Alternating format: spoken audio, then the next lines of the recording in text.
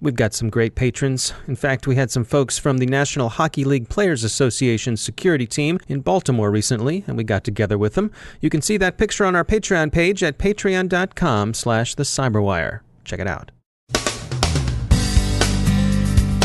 Deloitte continues to investigate its breach, saying little, but other people are talking.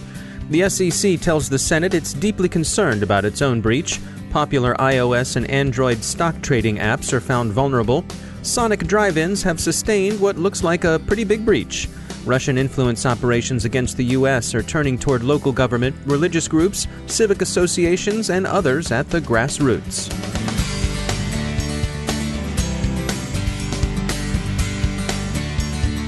Time for a message from our sponsor, Recorded Future. Threat intelligence enthusiasts will be joining Recorded Future in Washington, D.C. this October 4th and 5th. This annual conference, now in its 6th year, brings together the analysts and operational defenders who apply real-time threat intelligence to out-innovate the adversaries. So come and meet the Recorded Future team. They love chatting with new and old friends. Recorded Future cordially invites its customers, partners, and all threat intelligence mavens to RFUN 2017. Share tips, insights, and challenges. Improve your analytical skills, hear from industry leaders, and learn from the best. We'll be there too. We're going to be podcasting from the event on the 5th. Find out about the latest threat intelligence techniques and best practices. Register now at recordedfuture.com/rfun. That's RFUN. And we thank Recorded Future for sponsoring our show.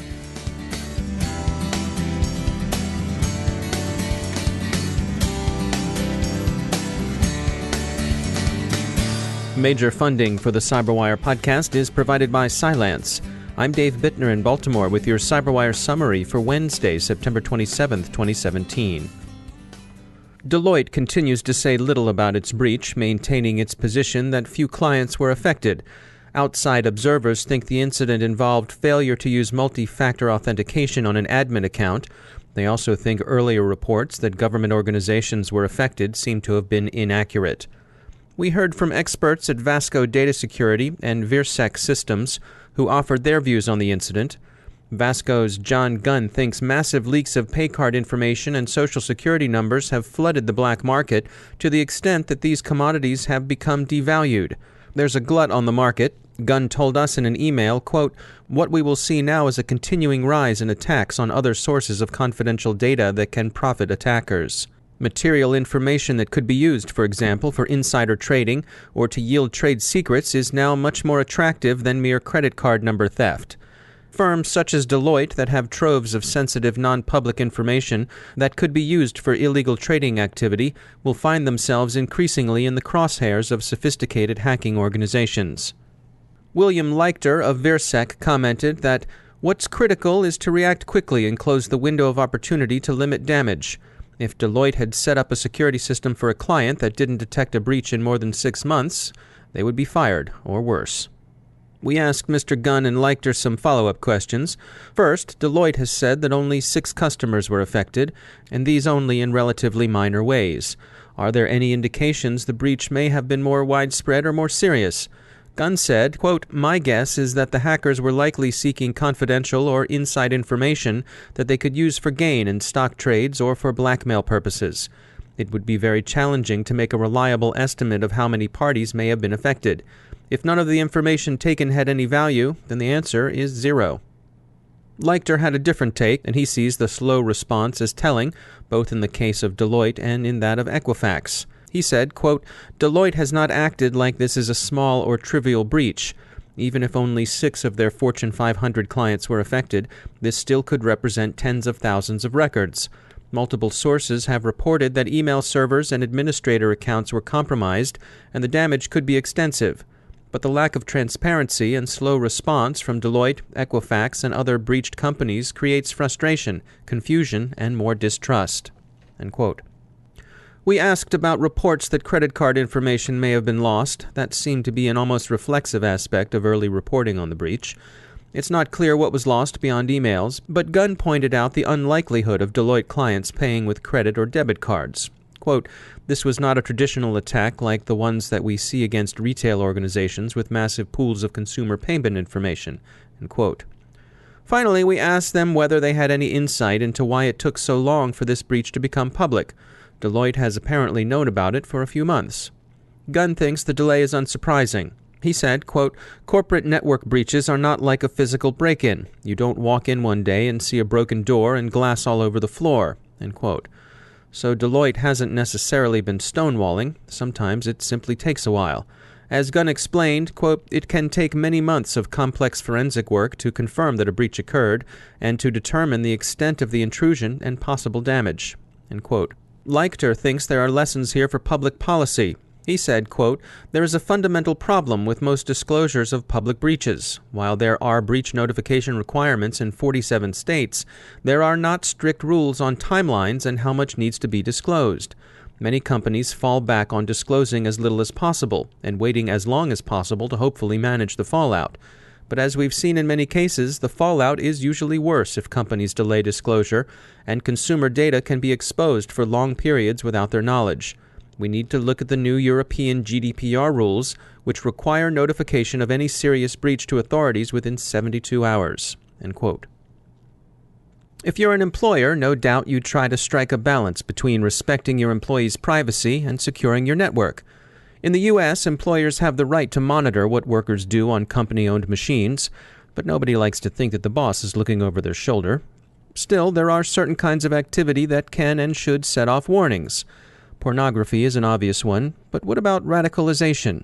How can you tell if a network user is simply curious about something they read in the news, or on a path toward being brainwashed and radicalized?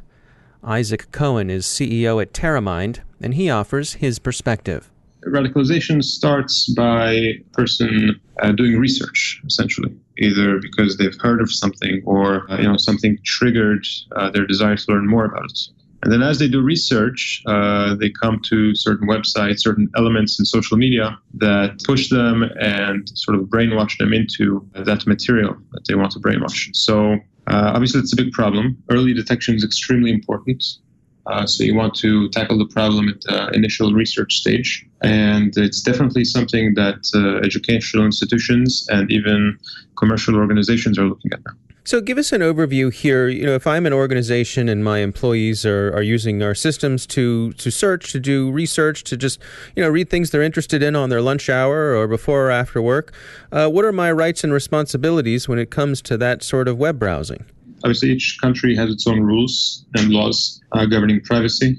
What we focus on is employee usage of company computer, company hardware during work hours. That really narrows it down, but it's better than nothing. And if you look at it objectively, that's 8 hours of an employee's time they spend on company computers a day. So you can still capture a lot of that person's activity, for better or worse. You don't have to actively record or monitor anything. I'm not talking about specifically any one software or another, but what you can do is just define triggers. So when someone sees the word jihad or some other radicalization keyword on the screen, then trigger an alert without violating that person's privacy, without monitoring what they do in their private bank account, for example. So how do you differentiate between someone who may just be curious about something, maybe against the thing that they're searching for, and is just looking to do some research to educate themselves, versus someone who's headed down a slippery slope that you may want to get in the way of?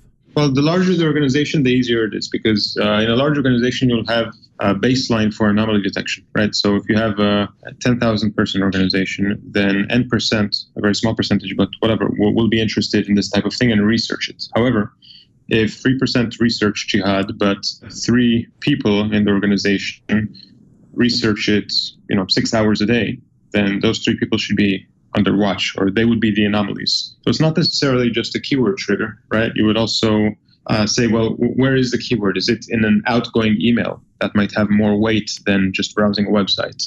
And if it's in an email, well, how many emails went out to how many recipients? If it's in a website, what was the domain of the website? Was it CNN or was it something in the dark web?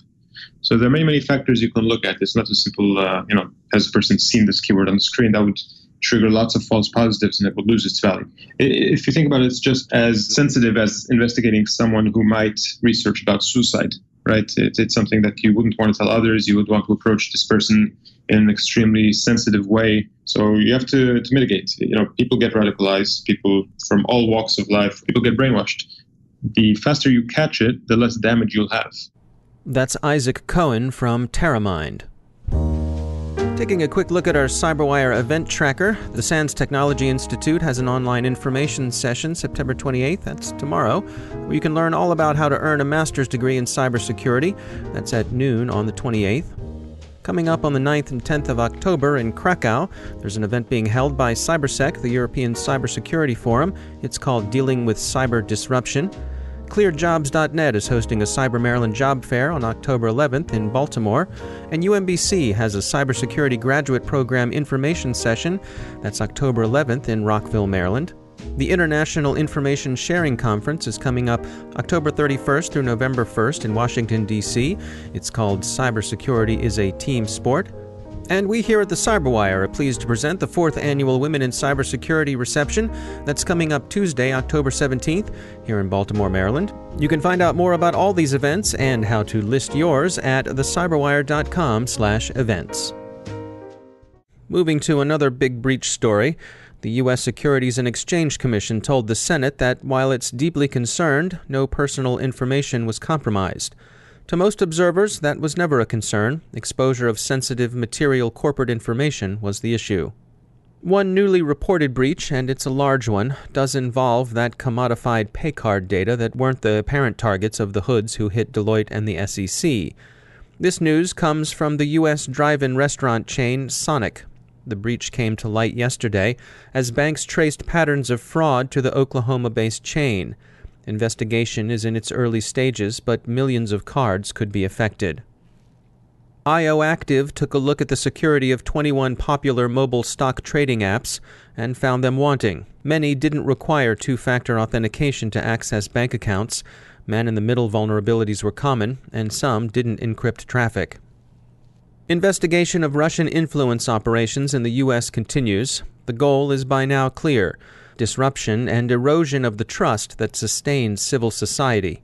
There are, foreign policy argues, signs that Russian information operations are shifting away from national targets and moving toward local governments, associations, religious groups, and activists. This is nothing new, considered against the background of Russia's history with propaganda. Retrospectives on WannaCry continue to attribute the ransomware or pseudo-ransomware to North Korean operators using tools allegedly stolen from NSA. In an information operations display, Russia's Sputnik News strongly connects those tools with a U.S. agency, but passes over in silence how those tools were obtained and released. After all, in influence operations, the important lies need a bodyguard of truth. A few words from our sponsors at E8 Security. If you've been to any security conference over the past year, you've surely heard a lot about artificial intelligence and machine learning. We know we have. But E8 would like you to know that these aren't just buzzwords. They're real technologies, and they can help you derive meaning from what an overwhelmed human analyst would see as an impossible flood of data. Go to e8security.com/cyberwire and let their white paper guide you through the possibilities of these indispensable emerging technological tools. Remember, the buzz around artificial intelligence isn't about replacing humans. It's really about machine learning, a technology that's here today.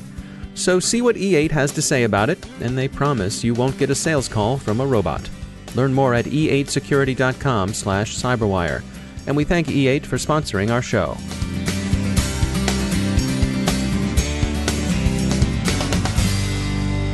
Joining me once again is Ben Yelin. He's a senior law and policy analyst at the University of Maryland Center for Health and Homeland Security.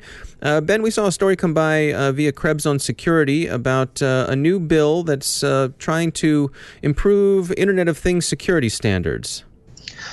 Yeah, so this is introduced in the United States Senate. It has bipartisan support. It was introduced by Republican Senator Cory Gardner and Steve Daines, and it's also supported by Mark Warner and Ron Wyden, who are Democrats.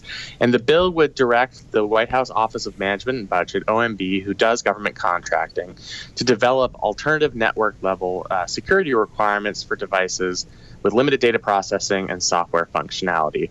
It requires every executive agency to inventory all of their internet-connected devices in use by the agency to make sure that the devices can be patched, for example, when security updates are available, so that the devices are not hard-coded, and to make sure that the vendors that they're using are ensuring that the devices are free from known vulnerabilities when they're sold. Obviously, this comes in the wake of very high-profile cyber attacks, most notably on the Office of Personnel Management a couple of years ago. And the bill is supported by basically every relevant group you can think of. This article mentions the Center for Democracy and Technology, the Berkeley Cybersecurity Project over at Harvard, the Berkman Klein Center for Internet and Society. So it's a widely supported bill, at least at this point. Obviously, with such an anemic Congress, we never know the true likelihood of it being enacted, but I think the chances are pretty good.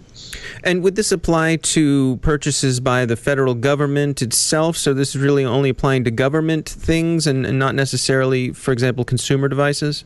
Yeah, so this would apply to government vendors, meaning when the government makes a purchase, and they make millions of purchases, they would need to make sure that the devices that are being sold have to have a basic level of security if it is a device that's an IoT, Internet of Things device. So this does only apply to government purchasing. But as we see in all areas of the law and policy, sometimes the government can really set the standard. You know, when the federal government wants to make a change, for example, to health policy, some sort of payment reform, they'll do it through Medicare, which is a government program, but because Medicare is such a large payer, it ends up having a ripple effect on the rest of the healthcare system. And I think sort of the same thing is happening here. If the standards for government vendors are higher, then perhaps the private sector will naturally follow suit because the government is such a large purchaser of these devices. Ben Yelin, thanks for joining us. And that's the Cyberwire. Thanks to all of our sponsors who make the Cyberwire possible, especially to our sustaining sponsor, Cylance. To find out how Cylance can help protect you using artificial intelligence, visit Cylance.com. The Cyberwire podcast is produced by Pratt Street Media. Our editor is John Petrick. Social media editor is Jennifer Iben. Technical editor is Chris Russell. Executive editor is Peter Kilpie. And I'm Dave Bittner. Thanks for listening.